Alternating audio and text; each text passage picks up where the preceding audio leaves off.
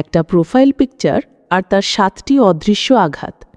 আপনি কি জানেন আপনার প্রোফাইল পিকচার বা ডিপি শুধু একটা ছবি নয়, মনস্তত্ত্বের চোখে এটা একটা নীরব অথচ প্রচণ্ড শক্তিশালী হাতিয়ার, এমন এক অস্ত্র যা কোনো কথা না বলেই অন্যের মনে তোলপাড় সৃষ্টি করতে পারে, তার আত্মবিশ্বাসের নাড়া দিতে পারে এবং তাকে গভীর চিন্তায় ফেলতে পারে।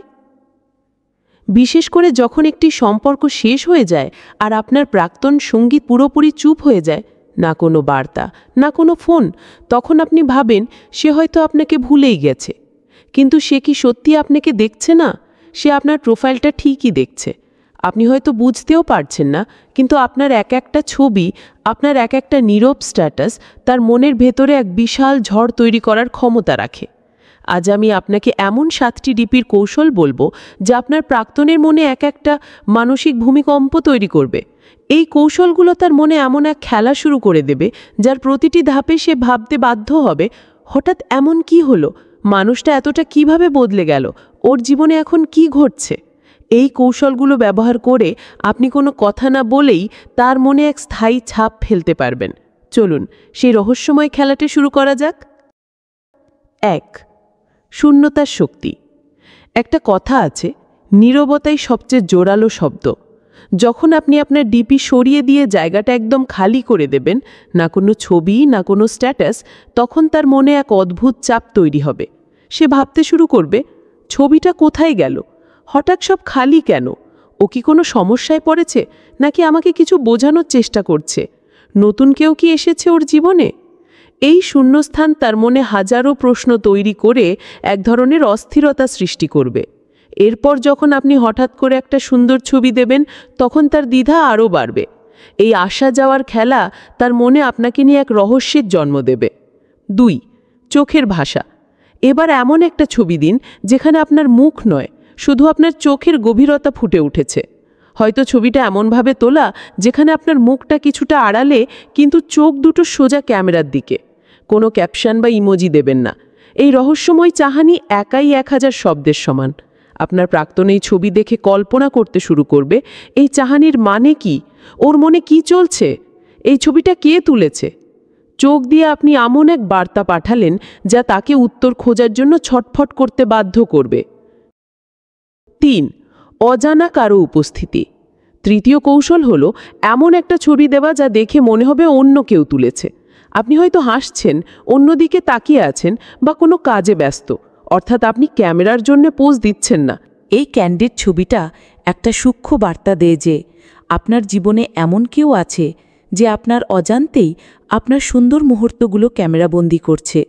এই ছবিটা তার মনে নিরাপত্তাহীনতা তৈরি করবে এবং সে ভাবতে বাধ্য হবে, এই ছবিটা কে তুলল, ও তো একা নেই। 4. আসা যাওয়ার খেলা। এই কৌশলটা হলো আপনার ডিপি নিয়ে এক অনিশ্চয়তার খেলা। কোনো কারণ ছাড়াই মাঝে মাঝে ডিপি সরিয়ে দিন, আবার কয়েকদিন পর নতুন একটা ছবি দিন। এই আকস্মিক পরিবর্তন তার মনে এক ধরনের অস্বস্তি তৈরি করবে। সে বারবার আপনার প্রোফাইল চেক করবে, কিন্তু কিছুই বুঝতে পারবে না। এই অদৃশ্য খেলাটা সরাসরি তার ইগোতে আঘাত করবে, কারণ সে বুঝতে পারবে যে আপনার উপর তার আর কোনো নিয়ন্ত্রণ নেই। 5. আপনার নতুন রূপ। এবার এমন একটা ছবি দিন যেখানে আপনাকে আগের চেয়ে অনেক বেশি আত্মবিশ্বাসী এবং উজ্জ্বল লাগছে। একটা পরিপাটি চেহারা, সুন্দর পোশাক আর চোখে আত্মবিশ্বাসের ছাপ। আপনার এই নতুন এবং উন্নত সংস্করণ দেখে সে ভাবতে বাধ্য হবে, ও তো এমন ছিল না, আমাকে ছাড়া ও এত ভালো আছে কি করে। এই ছবিটা তার মনে ঈর্ষা এবং আপনাকে হারানোর ভয় তৈরি করবে। 6. শব্দ ও ছবির বৈপরীত্য। ষষ্ঠ কৌশলটা বেশ মজার। এমন একটা ছবি দিন যেখানে আপনি হাসছেন বা খুব আনন্দে আছেন, কিন্তু ক্যাপশনে লিখুন গভীর কোনো অর্থবহ লাইন, যেমন, যে ঝড় আমাকে ভাঙতে এসেছিল সেই ঝড়ই আমাকে নতুন করে গড়তে শিখিয়েছে। এই হাসি আর গভীর কথার বৈপরীত্য তার মনে দ্বন্দ্ব তৈরি করবে। সে ভাববে, ও হাসছে ঠিকই, কিন্তু ওর ভেতরে অন্য কিছু চলছে। আপনি যে কতটা পরিণত হয়েছেন, এই বার্তাটা তার কাছে পৌঁছে যাবে। 7. অতীতের প্রতিচ্ছবি। শেষ এবং সবচেয়ে শক্তিশালী কৌশল হল হঠাৎ করে অনেক পুরনো একটা ছবি দেওয়া, যে সময় হয়তো আপনারা একসাথে ছিলেন, কিন্তু কোনো ক্যাপশন দেবেন না। এই পুরনো স্মৃতি তার মনে এক আবেগঘন দ্বিধা তৈরি করবে। সে ভাববে, হঠাৎ এই পুরনো ছবি কেন? ও কি আমাকে মনে করছে? এই নস্টালজিয়া তাকে মানসিকভাবে দুর্বল করে দেবে এবং সে আপনার জীবনের অংশ ছিল, এই সত্যিটা তাকে নতুন করে ভাবাবে। এই 7টি কৌশলের মূল ভিত্তি হল নীরবতার মনস্তত্ত্ব। আপনি একটাও কথা বললেন না, কিন্তু তার পুরো ভাবনা জুড়ে শুধু আপনিই থাকবেন।